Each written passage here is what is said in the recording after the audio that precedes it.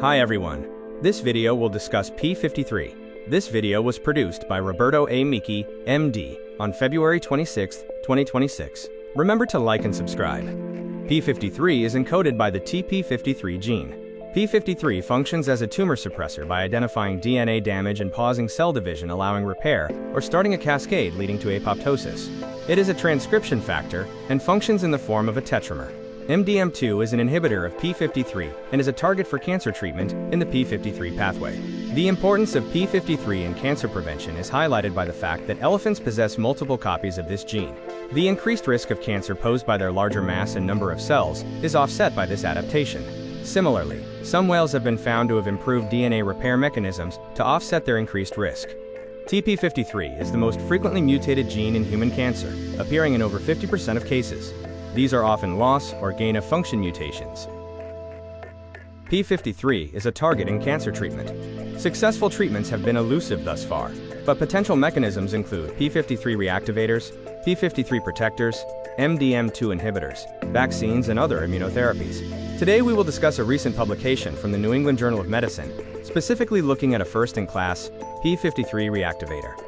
Rezatapopt is a small molecule that binds to the mutated p53 version, specifically the TP53Y220C mutation, which occurs in about 1% of cases. It stabilizes the Y220C structure into a wild-type form, restoring p53 function. Interestingly, Rezatapopt does not interact with wild-type p53. The pinnacle trial for Rezatapopt was a phase 1-2 study involving 77 patients, recently published in the New England Journal of Medicine. The patients were given oral Rezatapopt in varying doses. The goal of the study was to determine the safety profile and dosing levels. In the study, there were no dose-limiting toxic effects observed between 150 milligrams and 2,500 milligrams. However, at 1,500 milligrams twice daily, 2 of 10 patients experienced grade 3 adverse events, including increased aminotransferase levels and acute kidney injury.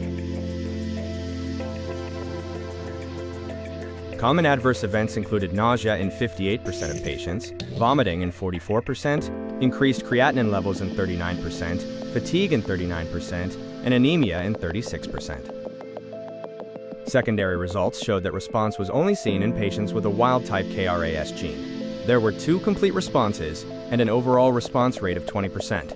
One patient who received a post-treatment tumor biopsy acquired a second p53 mutation. The likely dose for the phase 2 trial is 2,000 milligrams daily with food. The study was successful in determining the appropriate dosing and describing some of the safety concerns.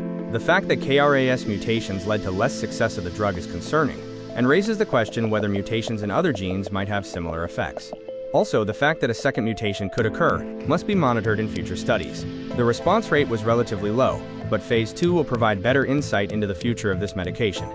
Other drugs and drug candidates targeting p53 include brigamadlin, eprinetapopt, navtemadlin, and adavosertib. Thanks for watching. We hope to see you at the next video.